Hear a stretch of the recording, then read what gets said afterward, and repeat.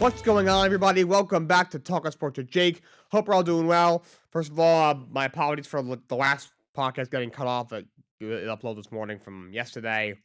Had a little technical problems. I'm still working through, but should be completely solved in the next couple days. But here we go. So, the only part that got cut off was Justin and I's predictions for the AFC Championship game. Justin picked the Kansas City Chiefs. I'm picking the Baltimore Ravens. I just think this Chiefs team, this just isn't a Super Bowl team this year. Obviously, Mahomes is great, Kelsey, all that, but just that receiving core outside of Kelsey, the tight end, is just piss poor. The offensive line isn't great. The Ravens got an incredible pass rush, led the league in sacks here. I think they'll get a lot of pressure on Mahomes. Yeah, I think they'll be able to control the run game a little bit better than the Bills did this past week. They got a really good deep secondary. The Chiefs have a very good defense. They're very underrated. Got a lot of underrated players on that defense. Karlaftis had a really good year in his second year in the league. Pass rush, Willie Gay's a linebacker that I like. Joey Sneed's one of the best cover corners in the league. Trent McDuffie had a career year. He was a Pro Bowler as a slot guy. Steve Spagnuolo was one of the better defensive corners the league's ever seen. So I think 3 championships. He won one with the Giants in 2011, and he's won twice with Kansas City. Obviously, he's got an off the shot for a 4th as a defensive coordinator. He's done a really good job with that defense this year. Obviously, Chris Jones in the middle is an all-pro. But the Ravens offense, they're playing out of their mind. Lamar's playing out of his mind right now. They can run the ball better than anybody. I'm going to take the Baltimore Ravens. The only team I think can really beat them is themselves. If Lamar goes out there and he struggles and they make stupid mistakes, they're also very well coached with John Harbaugh there. He's one of the best coaches in the league. So I'll take the Chiefs. 2 big games this weekend. You got at 3 o'clock, you got the Chiefs and the Ravens, and then at 6:30 it will be the 49ers and the Lions. All right, let's look at the NBA standings. In the Eastern Conference, you had the Boston Celtics leading at 34-10. They continue to roll. Tatum had a big game last night. Milwaukee's in second, 30-13. They're 3.5 out. Well, the one thing that concerns me with them is their defense. They are not good defensively. We'll see if they make a move. Their team, I think, should be in. They got like Bruce Brown. No, Toronto wants a pretty good haul for Bruce Brown. You got him in the Pascal Siakam trade. They're looking to flip him, but they want a lot back for him. He's a really good defender. He does it on both ends. He won championship last year in Denver. He could be a piece that you look to add. Phillies in third at 29-13. They're playing really well. Joel Embiid had 70 last night. 70 points for Joel Embiid. Look, I've been critical of Embiid, of his struggles in the playoffs, his struggles to stay healthy in the playoffs. But, he is he flops a little bit, but he is a phenomenal player. He should not win MVP last year. Yes, that is true, but right now he is definitely the league MVP. Dude's putting up 40-10 every night. He's averaging at least, as of a few weeks ago, he was averaging 33-11 at least. Probably is even more than that now. It's 70-18-5.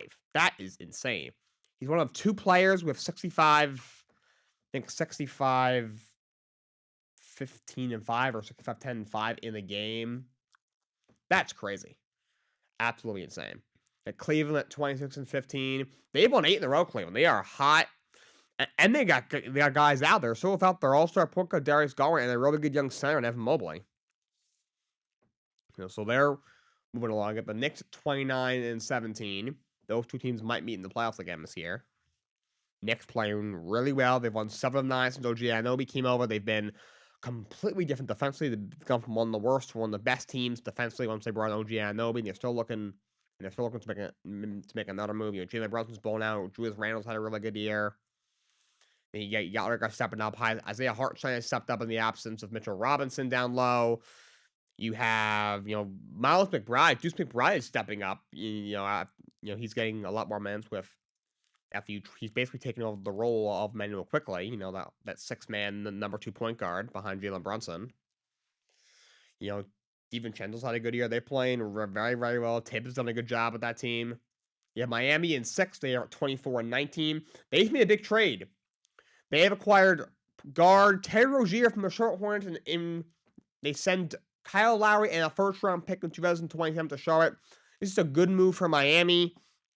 You know, they were definitely needed another scorer for sure, and they get that with Rozier, who's a score. He's an offensive first guard. He's averaging around 24 points a game this year. You know, you put him. You know, he's definitely up over Kyle Lowry, who's not the same player anymore. Still a pretty good defender, but doesn't score the way he once did. Not much of a shooter anymore. You know, obviously is 36, 37 years old. So he goes to Charlotte, and they give up the pick. But I like him in Miami. I like that fit. You know, they gives him a score first point guard. Obviously, look at their best players. Obviously, Jimmy Butler is an all-star caliber player. Great player, really good scorer, amazing defender. He's great in the playoffs, but he's not a shooter. Ben Adebayo is another really good player. Does it on both ends. One of the best two-way players in the league. Definitely, he's one of the very few bigs that play both ends at elite level. But, you know, not a shooter. Tyler Hero is inconsistent. You know, she's shown to be better off as a sixth man. And then he's, you know, Duncan Robinson obviously isn't anything special, or Caleb Martin, or Lowry, like I said, isn't the same.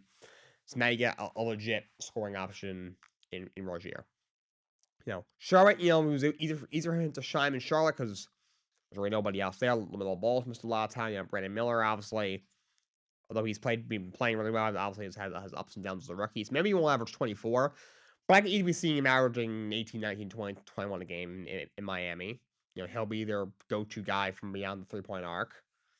Because, like I said, Jimmy Butler and Bam Adebayo, the two best players, you know, aren't three-point shooters. You know, their best three-point shooter before they got Rozier was Tyler Hero. You know, the only issue with it, you know, he doesn't defend, and the Heat are a team, you know, pride themselves on defense. You know, that's our Exposures motto. And look at their team. You know, you have Ted Rozier, who isn't a defender, and, you know, Jaquez, you know, is still kind of, you know, although I do think he'll get better. He's still kind of learning. You still on the learning curve defensively. Duncan Robinson isn't much of a defender here. Doesn't really defend much. For a team that, you know, pride themselves on having, you know, a deep rotation and a lot of guys that can play on both ends. To me, they don't have a ton of guys in there on this team. Outside of Jimmy Bam, I guess Caleb Martin. There isn't a ton of guys that, you know, are playing both ends. But Rozier is a good pickup for the Miami Heat. In the play-in right now, you have Indiana at 24-19. Obviously, they made the big move to get Pascal Siakam, so I'm sure they will move up. It's wide open right now. Obviously, Boston's been phenomenal. My only issue with Boston is that, one, Tatum and Brown I don't see them as being super clutch, especially not Jaylen Brown. And their offense is just jump, shoot, jump, shoot, jump, shoot. So if they're on, they're going to put up at least 120, and they play defense. But if they are off even a little bit, you know, because, you know, they don't, you know, they don't know when to, you know, turn off the 3-point shot, they'll just keep chucking them up, and that's how you cost themselves games. You know, obviously Milwaukee's great, but to me, Damian Lillard I don't think it's been fantastic, and they're not good defensively. You know, I'm still not sold on Philly. You know, Knicks are playing well, but they're still young. Cleveland, I think, is still a piece away dealing with injuries. You know, Miami was in the finals last year. They always seem to find themselves in the conference finals, but to me, they still need something else. But they make a move now. Indiana picked up Siakam. You have him and Halliburton together, and you still have Miles Turner and Buddy Hield and Obi Toppin, you know, Joyce Walker and all these guys. That's a team that I think should at least be in the top 6 in the Eastern Conference. Apparently, they won't trade Obi Toppin and Buddy Hield. So we'll see where that goes. Orlando's the 8th spot right now at 23-21. They come back to earth. They are playing. I mean, the East is so tight right now. I mean, the difference between the 3 and the 8 seeds, 7 game. That's not a lot. The 9 is the Chicago Bulls, 21-24. So they're probably going to be breaking up that team. DeMar DeRozan is on the block. I mean, Zach Levine's on the block. I don't think anybody wants him, but he's available. Alex Cruz was the guy I could see getting flipped, so we'll see what they do. The last team right now is Atlanta 18-25, but Deontay Murray's almost certainly getting traded. They're looking to move Clint Capella. There's Hunter is on the block. So that team's getting broken up. You have the Brooklyn Nets who are really showing there at 17-25. Then you're looking in. Royce O'Neal is on the block. They want 2 first rounders for him, though. Who is giving up 2 first rounders for Royce O'Neal? I mean, what they're smoking. I think they're realizing, ooh, maybe we shouldn't give him a first round pick for a guy who's just a perimeter defender on your bench for 15 minutes. Let's try and get 2 back. I don't know where they came up with that logic, but that's what they're looking at. They have Toronto. Obviously, they're blowing that team up. They gave away OJ to the Knicks. They gave away not Scotty Barnes, Pascal Siakam to Indiana. Now Bruce Brown looks like he's going to be next. You have Charlotte, who beat Minnesota last night, but they're not very good. I will say Brandon Miller's been playing really, really well, but they also just traded away Terry Rozier. Apparently, they're not done dealing. They don't want to buy out Kyle Lowry. Want to trade him. They're trying to pick up future assets. So apparently they're not done. They have the Wizards at 7-35. They are god awful. Jordan Poole absolutely sucks. Kyle Kuzma's on the block, and then the Detroit Pistons are 4-39. They have won 4 basketball games this year. It is January 23rd. It's almost February. They have won 4 times this year. Not good. On to the Western Conference. Minnesota Timberwolves are in first right now, 30-13 in the West. Karl-Anthony Towns had a huge game. He had 62 last night. Problem is the team lost. I don't know how that's possible, especially when you play the freaking lifeless Hornets. And their coach called them out. Chris Finch basically called out the team, and Towns basically called out Towns for stat padding. Called them out. I mean, if I gave up 128 to the Hornets and lost, I'd be pretty pissed too. Second is Oklahoma City at 29-13. They're rolling, really good young team. You have Denver at 30-14.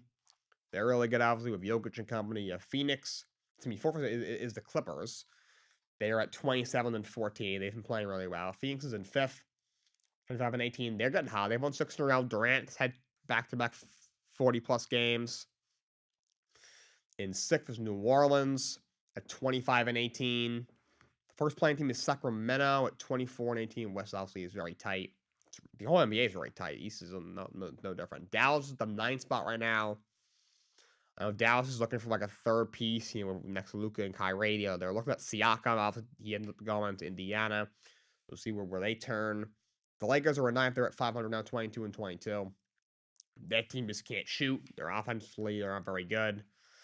Obviously, LeBron is still a great player, but not the same. Even AD isn't quite the same, though he's still very good. He has stayed healthy to this point. And, D'Lo has, though lately he's been playing, for most of your show, he's been playing very well lately, but I'm hearing they're looking to trade him. Obviously, you have Reeves there, and Gabe Benson hasn't worked out. He wasn't playing well. He's been hurt. So, they're trying to get Deontay Murray, but Atlanta wants 2 first-round picks for him, and Atlanta doesn't want D'Lo, so you got to get a third team involved to move D'Lo, so it's tough. And then Utah's the last playing team right now. I heard Lauri Markkanen could be available. I know Colin Sexton and Jordan Clarkson are definitely available. On next looking in, you have Houston. Been struggling a bit. Jalen Green, what is that guy's shot selection? That's very, very weird. I will say, I love Alfred Sengun. He should be an all-star. He's averaging 21-9 this year. He should be an all-star. He is a really good player. Golden State, 18-22. Blow that team up. Clayton last year was get something for him. Steph, obviously not trading him. He's getting older, but, build around, Kuminga, Moody, give him a shot. I say trade Draymond, but there's no one taking him.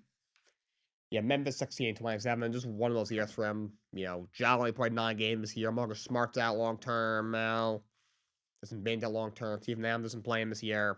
He's hurt. Just one of those years for him. For them, I doubt they're going to. They're now, I think, 5.5 games out of the play-in. Third worst in the conference. Portland's at 12-30. They're very bad. And the Spurs are 8-35 are really, really bad. Though Wembanyama's playing great. The rest of the team is absolutely terrible. With Zach Collins, Trey Jones. Jeremy Soch is one of the worst players that I've ever seen in the NBA. God, he is bad. Dude wants Wemby to give him an alley-oop. What are you doing? No. Yikes. Yikes, yikes, yikks. By the way, the Cavs center, Tristan Thompson, has been suspended for 25 games for anti-drug policy. I mean, he's not good either way, so it doesn't really affect the Cavs much. All right, let's go to the NHL standings. Boston Bruins lead the Eastern Conference right now, I believe. And yes, they do. They have 67 points. 29-8-9. They are in first. They've been playing very well. And second is the Florida Panthers. They have 60 points. There's the Rangers, been slipping a little bit. Had a come from behind win against Anaheim in their last game, but I think I've lost like 6 of their last 8. So they've been slipping a bit. You have the Philadelphia Flyers, for Philly's played very well. Like I said, this is the one that Torts gets the most out of all of his guys. So they're playing well. You have Carolina in 5th with 55 points. And Toronto is in 6th with 54. And Detroit in 7th at 53. They've been playing well. And the last one I was Tampa with 53. And I also looking at New Jersey, who's like a lot of injuries this year. Hughes missed a lot of time, and now they have a lot of injuries to their defense. They have their goalies out. And the Islanders are struggling. They're only also looking in. They made a coaching change a few days ago. They fired Lane Lampert in his second season and brought in Patrick Waugh. Haven't heard that name in a while. So Waugh's obviously an all-time great goalie, Hall of Famer, arguably the greatest goalie of all time. Now he was the head coach in Colorado for a couple seasons. I think 2013-20 for 3 seasons. I think like 2013 to 2015 or something like that. First year, the team won their division, made the playoffs. He was coach of the year after losing the first round. In the second year, they missed the playoffs, and then the year after they missed the playoffs again. And he clashed with, once they brought in Joe Sakic as the GM, because at one point, he was kind of also the GM or like the vice president of hockey operation or something like that. And they clashed, and he wanted power. It didn't work out. He ended up letting him go, and he hasn't, had gotten their opportunity since in the NHL. But the Islanders gave him a chance. I think he's a bit of a nut. He's a little crazy. He's not a terrible coach, though. He's a pretty good coach. The NHL loves recycling the same retreads. They're the worst in any sport at that. Baseball's pretty bad too, but hockey, I think, takes the cake. It was cool to see a guy, who, showed some flashes of success a while back, hasn't got a lot of opportunity in a while. I think he's a decent coach. I think he's a better coach than Lane Lampert. I never liked why they got rid of Barry Trotz and just promoted his long-time assistant Lampert. They barely stuck into the playoffs last year. They lose to Carolina. They were playing a little earlier in the year, but they've been really struggling. I mean, the problem is because the team has no goal scoring. That's on Lou. The why he still has a job. He's horrible. Yeah, ever since the Cup teams in New Jersey, he's done nothing. Absolutely nothing. But I think was a better coach than Lampert. Can he? I mean, I still don't see them. I mean, right now they're 2 points out of a playoff spot. They could obviously still get into the playoffs, but I still don't see them being more than a 7 or 8 seed in the East and getting just whacked in the first round again. Not sure what's stopping them from doing that. I don't know how they're winning a series. I do think, although he's a little crazy, he's a better coach than Lampert. He's obviously about a league average coach, and is probably their best option right now. So they make that move. Then you have the Washington Capitals.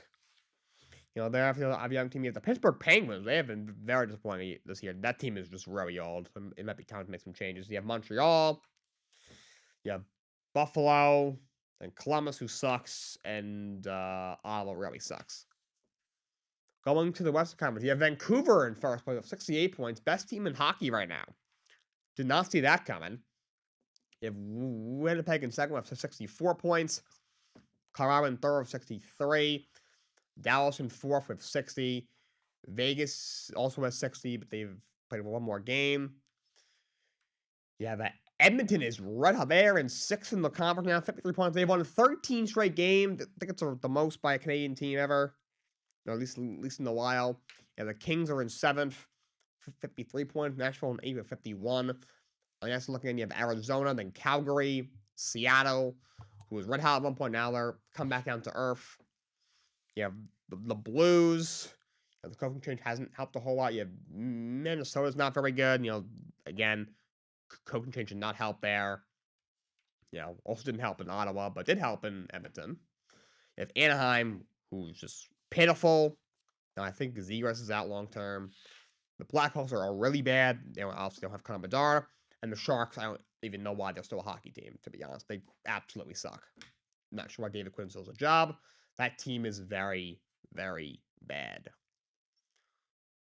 So the NHL named the All-Star captains for the All-Star game. See what it is. There's two for each division. There's a captain and an assistant captain, and then there's a celebrity as well with each team. In the Atlantic, it's also Matthews from the Maple Leafs. The assistant captain is his teammate Morgan Riley. The celebrity captain is Justin Bieber. Him and also Matthews are friends. That's basically how he got that gig, and he apparently is a good singer. I think he's terrible, but whatever. You have Team McDavid. Connor McDavid's the captain. The assistant is his teammate Leon Draisaitl. The assistant is Will Arnett, who's an actor. You have Team McKinnon for Nathan McKinnon. His assistant is Cale Makar. The celebrity is Tate McRae. No idea who that is. And then for Team Hughes, it's Jack and Quinn Hughes. It's the Metro Division.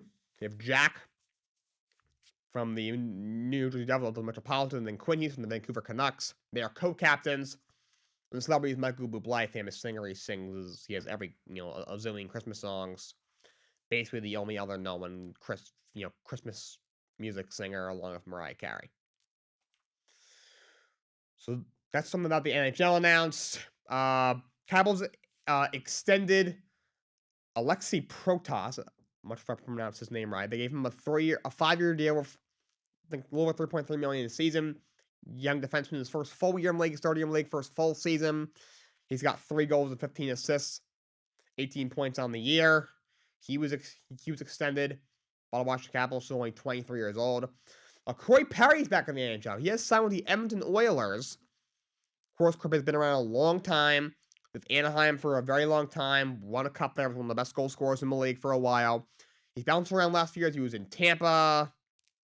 He's bounced around. He was in Chicago this year, was actually playing pretty well for the Blackhawks early on in the season. He had 4 goals, 5 assists, and 9 points in 16 games. Then all of a sudden they benched him all of a sudden, and they waived him conduct detrimental to the team. There was rumor that he slept with Connor Bedard's mom, which is more funny than anything. That was proved not true. Apparently, he had some sort of alcohol problem, maybe substance abuse problem, maybe even mental health. So he, after he was waived by the Blackhawks, he issued an apology, and he went and got help. And apparently he's done what he needs to do, and he's back in the NHL if he has signed with the Edmonton Oilers. Probably get for about the league minimum, because he got $4 million from the Blackhawks, so he doesn't really need to go out and get a big deal. Probably we got like $750,000, something like that from the Oilers. All right, on to baseball free agency. Josh Hader is a Houston Astro. The Houston Astros signed Josh Hader. 5 years, $95 million. $19 million a year over the next 5. Hader is arguably the best reliever in all of baseball. Was definitely the best reliever last year. Had an incredible year. Had a 1.28 ERA in 661 games last year. Closing the game for San Diego Padres. Had 33 saves. He was absolutely dominant. He's been dominant for a long time. He had a 1.23 ERA in 2021 with Milwaukee. He's always been dominant. He's got 2.5 ERA in 7 seasons in the bigs. Arguably the best reliever in the game. And Astros, yes, they do lose Kendall Graveman for the year. He probably won't pitch this year. He did set shoulder surgery, but you have him. You have Brian Abreu and Ryan Presley. That's a hell of a back end of your bullpen. The Pirates signed Aroldis Chapman, 1 year, $10.5 million. Chapman obviously has been a closer for a very long time. 2 years ago with the Yankees, he struggled, but had a bounce back year last year between Kansas City and Texas. Pitched really well in Kansas City. In 31 games there, he had 2.4 ERA. And he had 3 strikeouts against 20 walks and 29 in the third. Wasn't as effective in tackles on 30 games. He had 3.72, 50 strikeouts against 16 walks, and 29 innings. Overall, he had a decent year. Was much better than what he was 2 years ago. What's probably what happened? He'll close to the Pirates this year, and in June, July, he'll get flipped to a contender yet again. So Pirates pick come up, the Mets were looking at him. I mean, the Mets seem to always hit home runs off of him. I guess they can continue to do that now. He's in Pittsburgh. The Cardinals signed Matt Carpenter to a 1 year of $740,000, so obviously not a lot of money. He played in St. Louis his first 11 years of his career. He returns. His last 3 years in St. Louis, he was horrible. 2 years ago, the Yankees scooped him up, and he was red hot. He hit 305 with 15 home runs and 128 at bats, and then he got hurt. Last year, got a lucrative 1 year to go to San Diego, and he was horrible. Hit just 176 in 76 games. He was absolutely awful. So he's trying to, I guess St. Louis trying to tap into maybe what he did 2 years ago. So he returns to his original stomping grounds in St. Louis. Toronto just made interesting. They picked up a Cuban pitcher.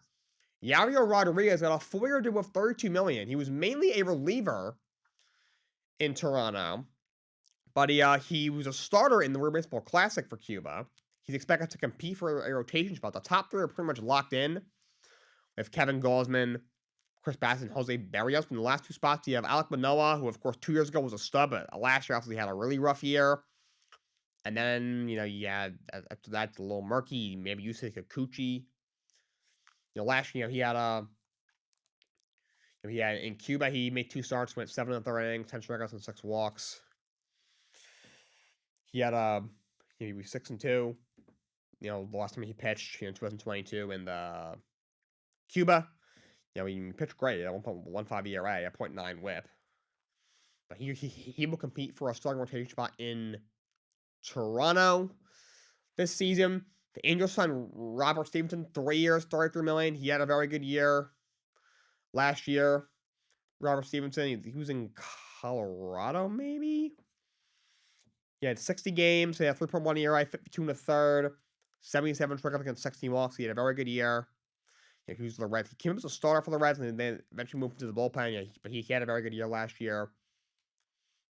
He joins the Angels bullpen. They're trying to improve that really bad bullpen that they had last year. John Brebbia signed the White Sox, 1 year, $5.5 million. He's been very good for the Giants the last couple of years. He had 3.18 in a league-leading 76 games. Even made 11 starts. Last year, 40 games. He pitched in 4 games, including 10 starts. He had 3.9, so he's a guy who's a solid middle relief option. He can even start in a pinch. He goes to the White Sox. So the relief pitcher market is finally picking up in the big leagues. The Dodgers signed James Paxton, 1 year, $12 million. He's had some good years. The problem is he's never been really able to stay healthy. He's never given you 30 starts. Last time he was even close to a full season was 2019 with the Yankees. In the pandemic year, he only made 5 starts. He had, after coming off off-season back, was horrible. In 21, he only made 1 start in 21. He missed all of 22. Last year in Boston, only made 19 starts at ERA of 4.5. Last time he was really effective was from 2019 with the Yankees in 29 starts. He had 3.82. He's only made 25 starts over the last 4 seasons. Hasn't been too effective either. He hasn't had an ERA below 4.5, but he'll be probably some starting pitching depth for the Los Angeles Dodgers. The New York Mets are retiring Doc Gooden and Darryl Strawberry's numbers. Doc will be on April 1st, and April 14th, and on June 1st, it will be Darryl's turn. Very happy about that. 2 of the greatest Mets of all time. Went on from the World Series in '86 without them. Putting their issues aside. That's it for baseball. There's a lot of coach news in the NFL. Titans hired Brian Callahan as the next head coach. The offensive coordinator from the Bengals. I think this is a good hire. At first, I wasn't so sure about it, but now that I think about it, He's worked with some good quarterbacks, obviously with Joe Burrow the last few years. He worked with Peyton Manning in Denver. His father is obviously Bill Callahan, who is one of the greatest offensive line coaches of all time. He's worked, with a lot of good head coaches, John Fox, Gary Kubiak, are a couple of good ones that he's worked with. He comes from, Zach Taylor, who comes from that, Sean McVay tree. Titans got most of their pieces in place on defense, and they got a guy to help fix that offense. The Titans offensive line really struggled. Could he bring in his dad to coach the offensive line?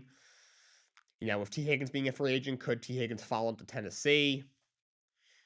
My only word with him is, was it really him? Was the Bengals' success on offense? Was it really, Zach Taylor doing it? And was Calvin just kind of along for the ride? Was it just, he happened to have so much talent with, a top 3 quarterback in Joe Burrow. You have a top 3 receiver in Chase. Arguably a top 10 receiver in T. Higgins. Arguably a top 10 back in Joe Mixon. Now he goes to Tennessee, where they're not nearly as talented, obviously. Could he show his true colors? Only time will tell, but overall, on paper, I think it's a pretty good hire. The Eagles are making coordinator changes. They fired defensive coordinator Sean Desai the other day, and Matt Patricia's, they didn't renew his contract, and they just fired offensive coordinator Brian Johnson. This was widely expected. Apparently tomorrow, Howie Roseman and Sirianni are going to do a press conference. It's expected Sirianni is going to come back next season. They interviewed Ron Rivera for their defensive coordinator opening.